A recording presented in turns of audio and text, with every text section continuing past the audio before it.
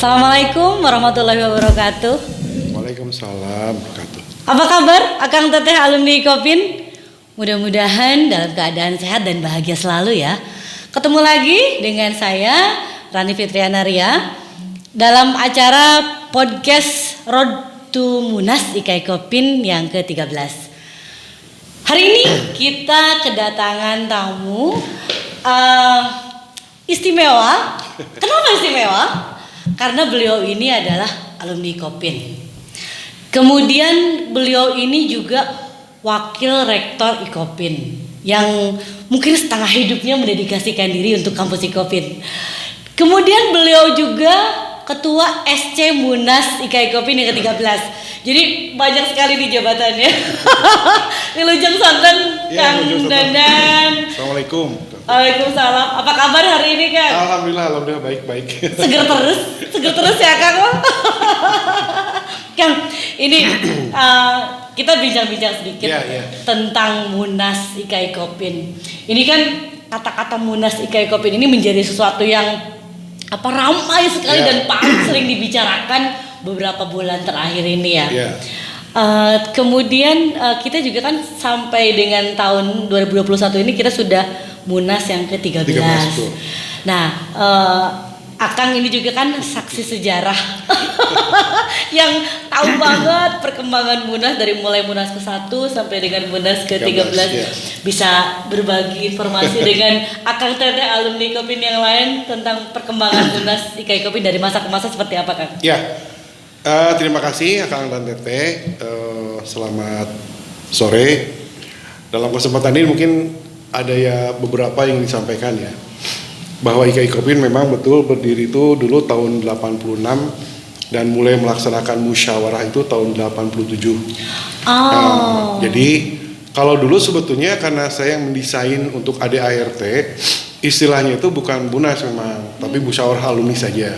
Nah, periode-periode kesini karena sudah semakin banyak lulusan, maka lingkupnya juga sudah sangat nasional, jadi istilah musyawarah alumni berubah menjadi Munas. Tahun berapa itu, Kang?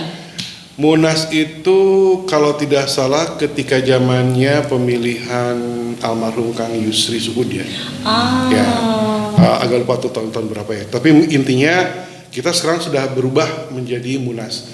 Ya hal yang baik sebetulnya karena kalau Munas kan gaungnya sudah pasti nasional. Betul. Dan memang alumni kita sendiri kan dari Sabang sampai Merauke bahkan sudah ada semua ya. Betul.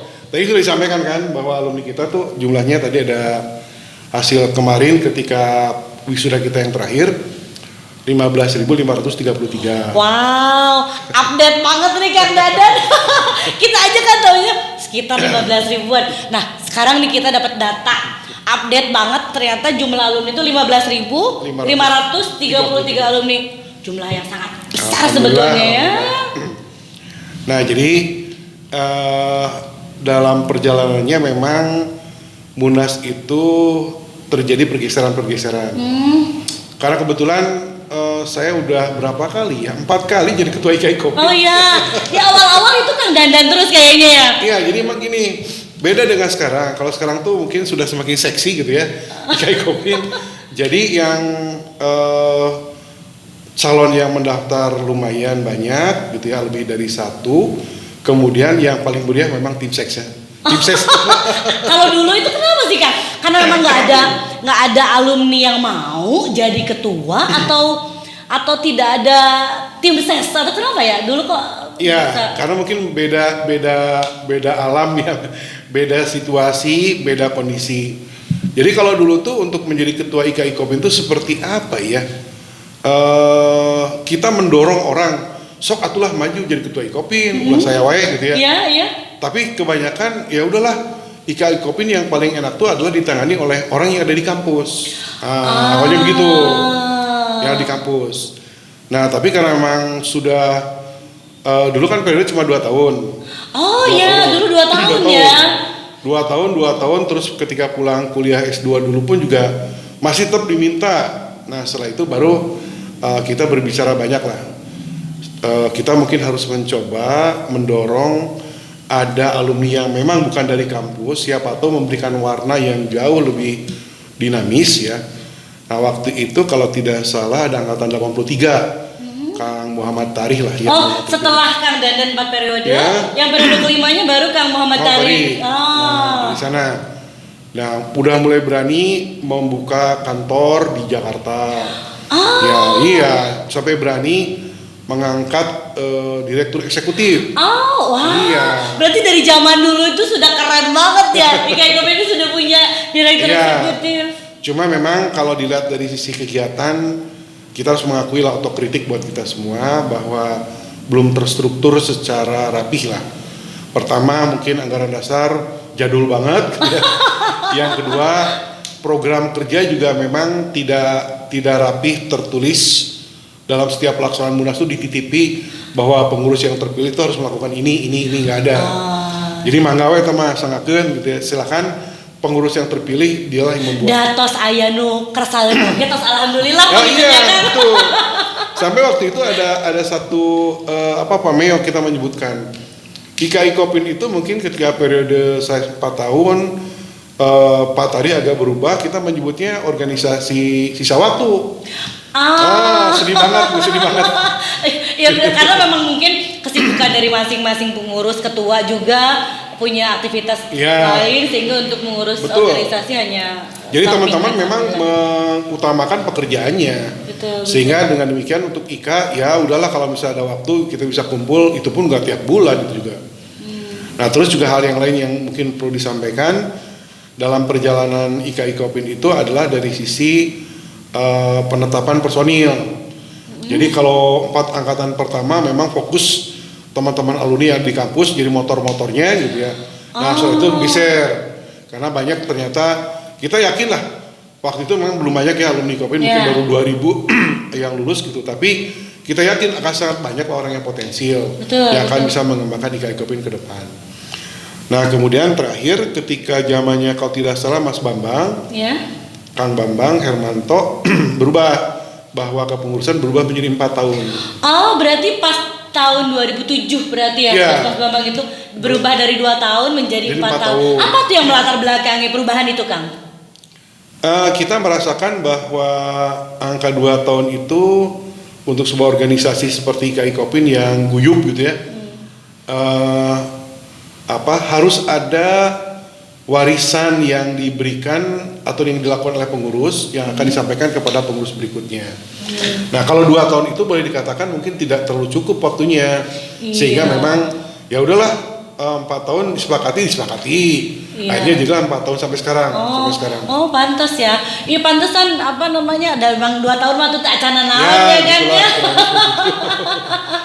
Nah terus kemudian perkembangan berikutnya untuk Munas ini beberapa kali kan terjadi perubahan. Terakhir ada RT yang disahkan tahun 2007. Nah makanya ketika Munas sekarang saya dengan teman-teman diminta jadi SC. Sebetulnya waktu itu guyon juga sih. Kenapa itu Pak? Sing atuh milih SCT ulah norek MPP. Usia-usia dan semua mendekati angka 60 sudah jadi SC gitu ya. Ya terus terang saya guyon ke Kang Adri ketika kontak. Supaya anak-anak teman-teman yang masih muda kan pasti energinya tinggi, kreativitas juga lebih banyak lah. Ini mah udah produktivitas makin menurun soalnya. Tapi kan makin tua makin berisi kan. Seperti ilmu padi, ilmu kelapa juga kan makin tua makin banyak saripatinya. Ya jadi berbekal dari itu kita memang agak sedikit berhati-hati layaknya orang tua. Begini kan kita. Karena memang sudah orang tua ya. Orang tua, coba ngakuin orang tua lah. Orang tua. Jadi ketika kita rapat-rapat SC pun kita harus memberikan contoh bahwa apapun keputusan SC itu harus keputusan yang memang bijak dan tidak melanggar apapun. Betul. Nah, jadi ketika gonjang-ganjing di awal mengenai kita melaksanakan Munaslup, sebetulnya ada reasoning di balik itu. Iya ada. Jadi tidak semata-mata kita melaksanakan Munaslup. Jadi gini. Ketika kita berbicara 2 kali rapat gitu ya dengan teman PSC itu kan agak ramai juga. Harus seperti kemana arahnya. Banyak yang mengusulkan gimana kalau kita bikin formatur saja. Bagaimana kalau kita bikin tim kecil. Saya katakan kita lihat di anggaran dasar 2007 tidak ada wadah untuk membentuk formatur, Tidak ada wadah untuk tim kecil, nggak ada. Baca lagi anggaran dasar. Nih Anda ketemu Munas luar biasa. Ya, ketika sebetulnya waktu itu juga OC hadir. Saya katakan kami SC harus menghargai kesepakatan yang dibuat oleh OC dengan DPP dan juga DPD. Ya. Kenapa? Karena Munas itu hanya dilakukan 1 hari, tanggal 23 Oktober. Betul, ya. Tidak ada rangkaian di balik itu. Nah, akhirnya dalam rapat yang terakhir, alhamdulillah ada kesepakatan. Kesepakatannya adalah memang kita melihat ada yang harus dikoreksi. Dulu dalam SK itu dituliskan Munas ke-15. Ya. Mungkin karena ini ngelihat dari tahunnya atau dari periodenya ya, dan dari 2 tahun ke 4 tahun itu ya. Nah, kemudian tim persidangan memberikan koreksi. Ingat, kita bukan ke-15, ke-13. Akhirnya saya katakan bismillah ya. Kita nggak usah ragu untuk mengubah SK DPP. Ganti saja menjadi ke-13 plus. Nah, plusnya itu bahwa Munas puncaknya tanggal 23. Ya. Tapi sebelum tanggal 23 itu ada rangkaian Munas.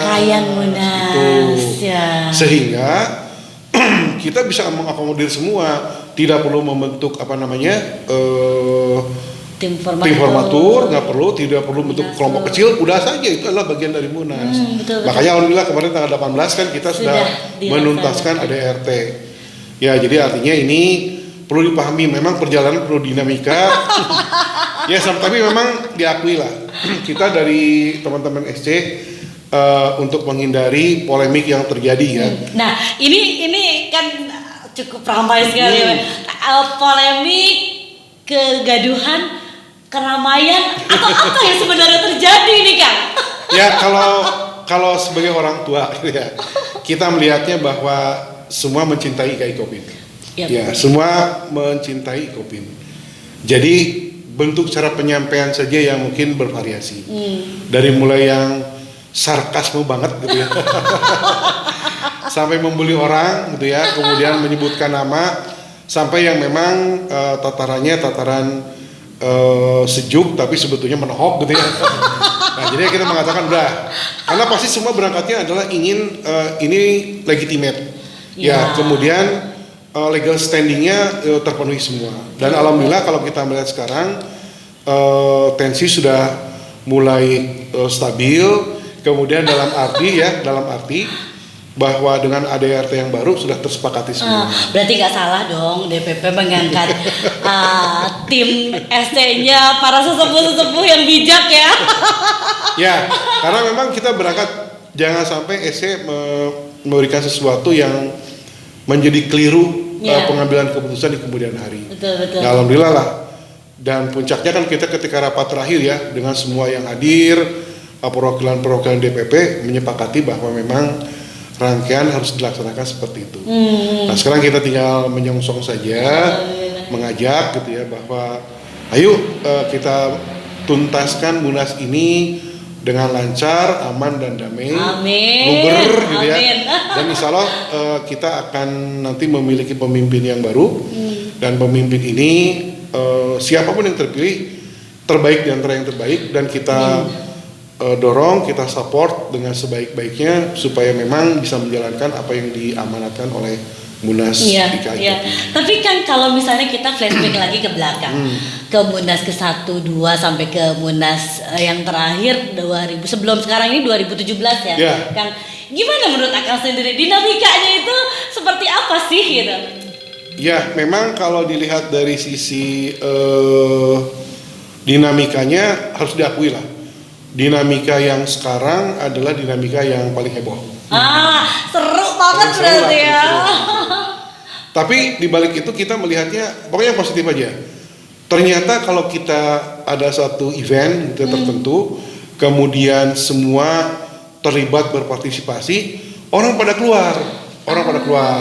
Dan ini sebetulnya harusnya ditangkap sih oleh DPP ya. Si Anu tuh ternyata dia sudah di mana bagian dari untuk melengkapi database alumni. Betul. Berarti sebetulnya ini banyak banget positifnya ya, dengan dinamika yang terjadi menjelang Munas 13 ini banyak positif yang bisa kita ambil ya. Ya, itu memang tergantung dari orangnya ya. Tapi kalau sekali lagi bagi kami melihatnya positif banget lah. Bahkan siapa yang bilang ya, katanya ada dengan ramainya Icopin di medsos itu traffic Icopin jadi naik katanya. Nggak tahu siapa yang menyebutkan katanya. Traffic Icopin jadi naik. Jadi kalau dalam digitalisasi marketing kan ada namanya keyword gitu ya. Iya. Jadi keyword Icopin itu jauh lebih mudah diakses karena mungkin salah satu kelebihan dari alumni sendiri. Mudah-mudahan nanti pas pendaftaran mahasiswa baru juga jadi nambah banyak ya Kak. Ya, mudah-mudahan. Ya, mengenai mahasiswa baru untuk tahun ini juga karena kami ada di lingkup pimpinan, jadi harus menyampaikan juga bahwa tahun kemarin kita mengakui lah ada penurunan sampai 27% tahun 2021. Nah sekarang 2021-2022 alhamdulillah bahwa pendaftar ke Icopin sama persis ketika kita sebelum pandemi. Ya, alhamdulillah. Mudah-mudahan nanti bisa makin naik ya Kang ya. Ayo. Ya makanya ada beberapa pesan lah ke siapapun yang nanti terpilih ya, kalau kami mau mengatasnamakan SC atau pribadi. Jadi yang pertama mungkin kita harus meyakini ketika orang bicara koperasi, maka positioningnya itu harus langsung Icopin gitu ya. Koperasi Icopin, pasti gitu ya. Nah ini kan harus digaungkan. Ya. Kemudian yang kedua, memang pada akhirnya untuk mendorong Icopin berkiprah di tingkat nasional, ini kita melihat teman-teman kita itu kan benderanya banyak nih. Ya, warna-warni. Jadi saya ngajak, terus terang saya ngajak ya, sebagai SC, sebagai alumni Icopin yang pertama, mengajak sok bawa Icopin lah ke tingkat pusat supaya memang dekat kekuasaan, kemudian nanti yang bisa disumbangsikan oleh Icopin itu didorong oleh Icopin. Pesan sponsor untuk ketua umum terpilih tuh. Mudah-mudahan calonnya pada nonton ya kan. Ya, dan kemudian mungkin yang terakhir ini memang dari sisi alumni sih ada beberapa ya yang harus dilakoni. Jadi untuk terus mengkritisi kami di Icopin, pertama tentunya adalah dari sisi kurikulum. Ya, jangan sampai nanti kita terjebak di internal karena masuk zona nyaman. Ya kurikulumnya itu aja, meskipun kita tiap tahun di dan nggak update nanti ketinggalan zaman juga ya. Terus yang kedua, mangga sekali lagi juga pesan sponsor nih bagi ketua yang nanti akan terpilih. Karena kita banyak sekarang di mana-mana, udah begitu kita selesai nanti Munas tanggal 23 terpilih ketua, selesai sudah. Ya ada nomor 1, nomor 2, nomor 3-nya selesai. Aku dan kamu jadi kita. Betul.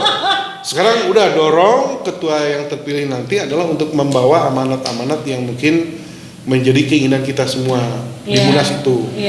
Mangga mau dibawa kemana, tapi kita yakinlah bahwa ketua yang terpilih nanti itu pasti akan mendengarkan aspirasi dari masukan dari semua alumni Icopin. Amin.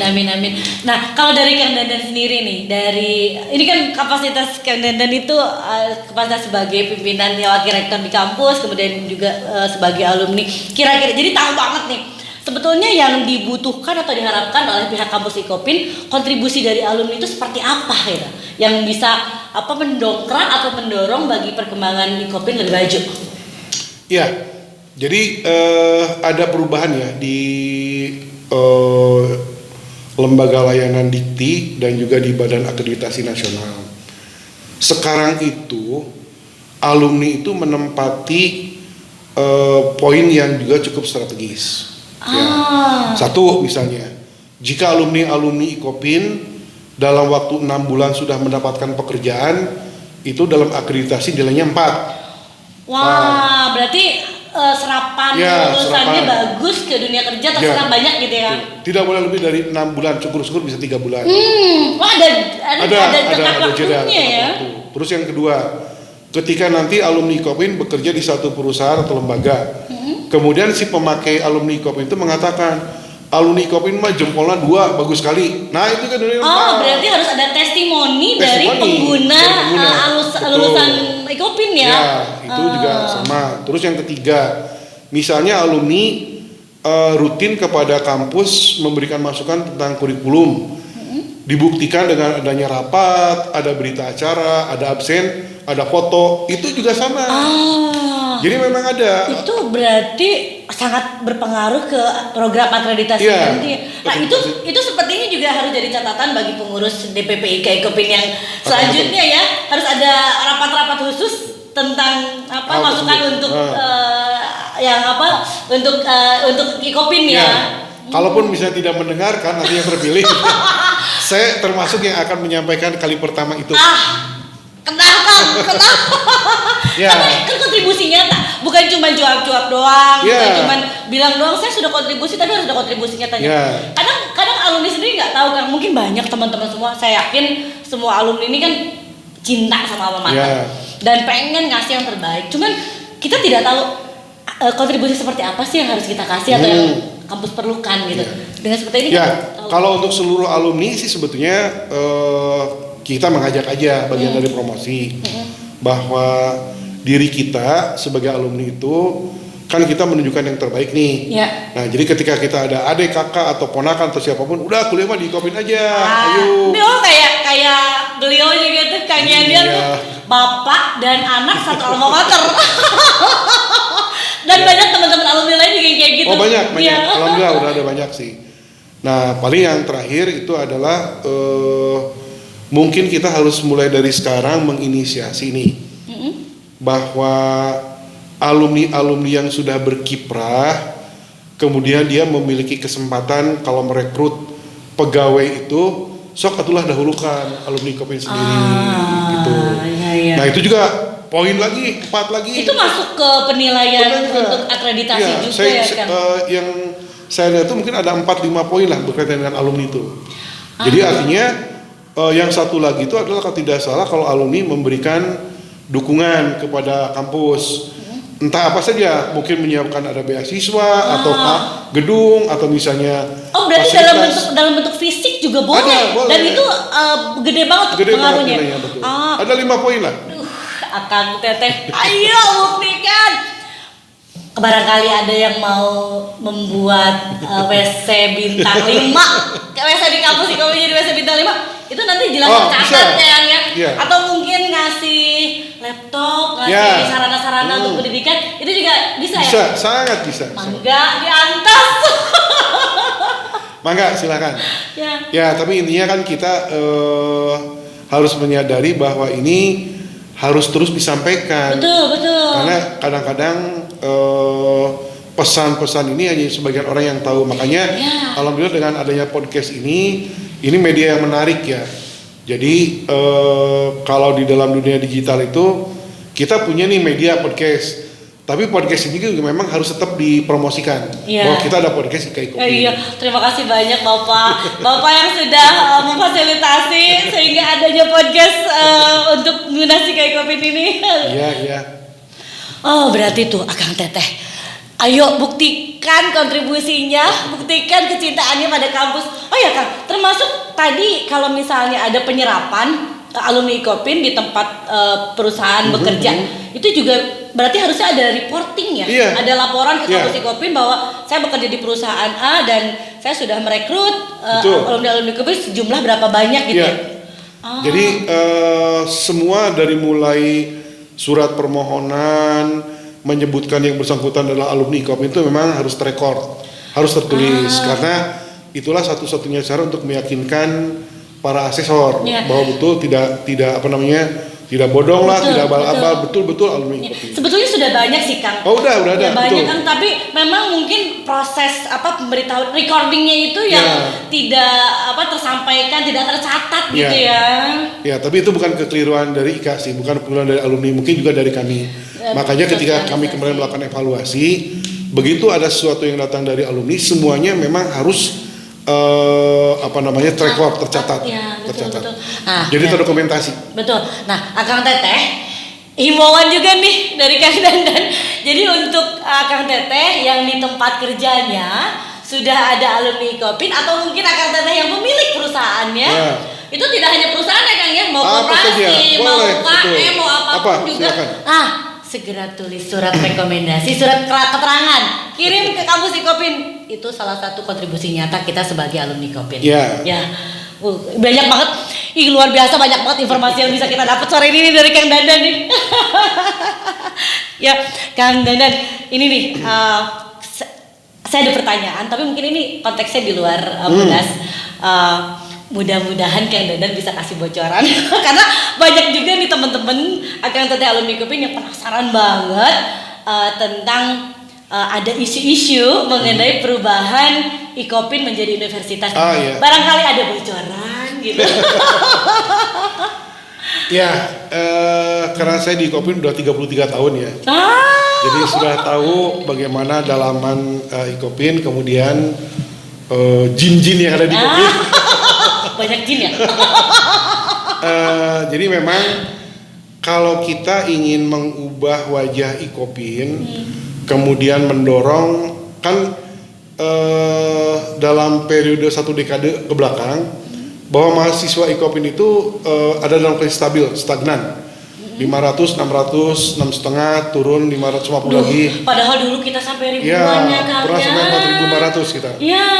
Nah, jadi dengan kondisi seperti itu pihak yayasan memikirkan mungkin produk yang sudah ada atau prodi yang sudah ada itu belum bisa mengangkat Ikopin menjadi perguruan tinggi dengan jumlah mahasiswa yang banyak. Nah, yayasan ngobrol dengan kami, akhirnya memutuskan, oke kalau gitu mungkin kita harus ubah dari institut ke universitas. Nah, yang diperlukan adalah harus ada 3 prodi baru, 3 prodi eksak. Nah, makanya yang direncanakan eksak itu satu adalah sains data, agribisnis, dan teknologi pangan. Nah, dari 3 itu kemarin 2 sudah lolos, sains data dengan teknologi pangan. Nah, yang jadi kendala sekarang di agribisnis. Kemarin kita memang mendapat informasi harus memperbaiki dosen. Jadi dosennya mungkin harus ditambah. Nah, makanya ketika sudah rapat 2 hari yang lalu, kita hari ini pun agak cukup kerja keras melengkapi dosen yang memang dosen yang sebelumnya dinyatakan bukan tidak kompeten, tidak bukan bidangnya ya. Ya, bukan dengan bidangnya. Nah, jadi kalau nanti misalnya itu sudah terpenuhi 3-tiganya, maka insya Allah Ikopin berubah wajah menjadi universitas. Nah, terus yang kedua yang jadi polemik juga adalah soal nama. Nah, ini soal nama sampai sekarang juga tetap menjadi satu catatan lah. Kenapa? Karena dalam pandangan stakeholders ya, terutama alumni, nama Ikopin itu jangan hilang. Nah, jadi kita nanti akan mencoba melihat nama apa yang memang akan muncul, tetapi untuk marketing kita sudah sepakat menyebutnya adalah Ikopin University. Iya sih Pak, nama Ikopin itu sudah nempel gitu ya, sudah nempel di hati. Jadi kalau misalnya nanti udah nggak ada lagi nama Ikopinnya, memang sih pasti bakal kagum banget.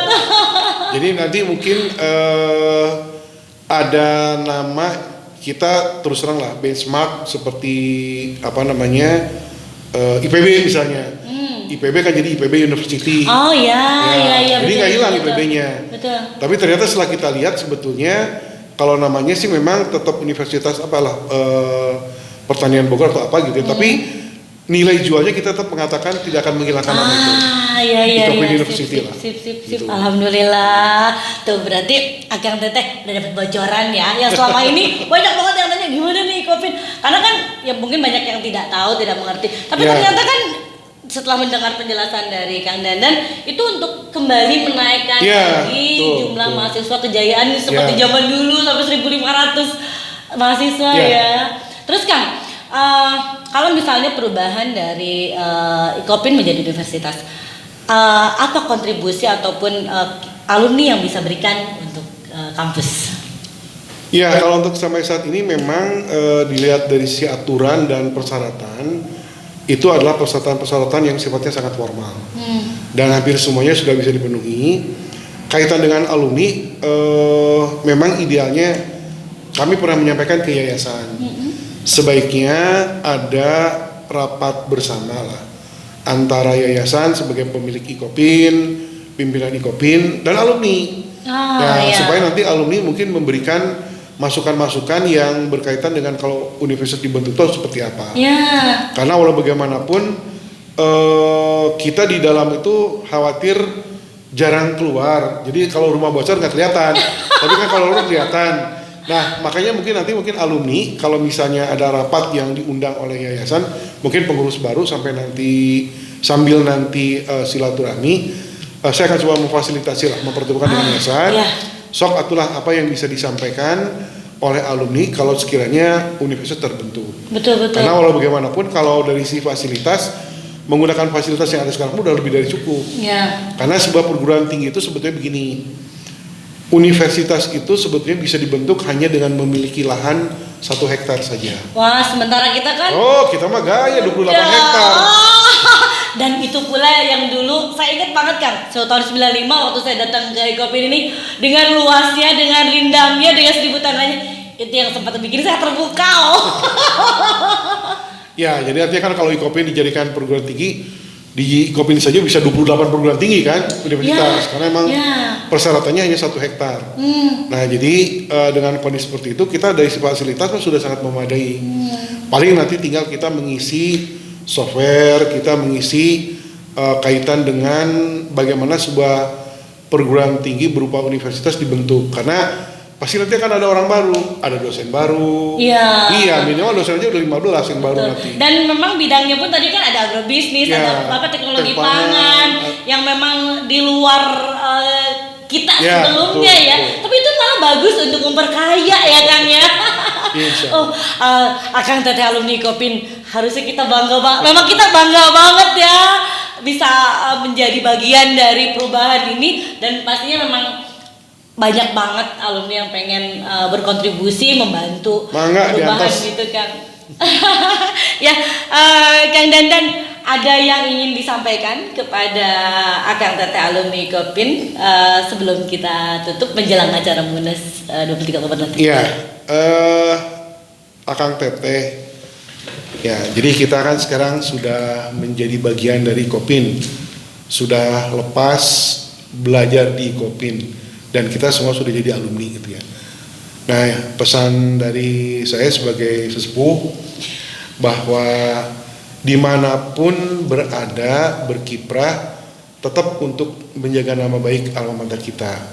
Bahkan lebih jauh dari itu, kita berharap ada yang bekerja di koperasi, tidak bekerja di koperasi, bagi kami tidak jadi masalah. Tapi tetap bahwa karena kita mengusung nama koperasi, dimanapun Akang dan Teteh berada, tetap untuk menggaungkan bahwa koperasi menjadi salah satu pilihan dalam menetapkan seorang masuk ke dalam sebuah badan usaha. Dan yang terakhir pesannya adalah terus jaga silaturahmi. Silaturahmi di antara alumni secara horizontal, silaturahmi juga dengan kami di Ikopin, karena Ikopin kan rumah kita bersama nih. Artinya sebagai orang tua yang anaknya tersebar di seluruh Indonesia gitu ya, kita kita butuh kabarnya seperti apa, say hello-nya kumaha gitu ya. Jadi kalau ada sesuatu dari alumni yang sifatnya sangat prestatif gitu ya, itu terus terang kita kadang-kadang men-share di seluruh grup WA Ikopin. Alumni Ikopin itu udah di sini, ternyata alumni Ikopin itu bisa jadi seperti ini. Nah, itu yang kita sampaikan. Itu aja. Akang Teteh, tong hilapnya ada orang mah getih lagi getih koperasi. Jadi pasti mengalir terus sih kan. Dimanapun berada, nggak akan pernah lupa sih sama koperasi. Tetap aku cinta koperasi itu beneran.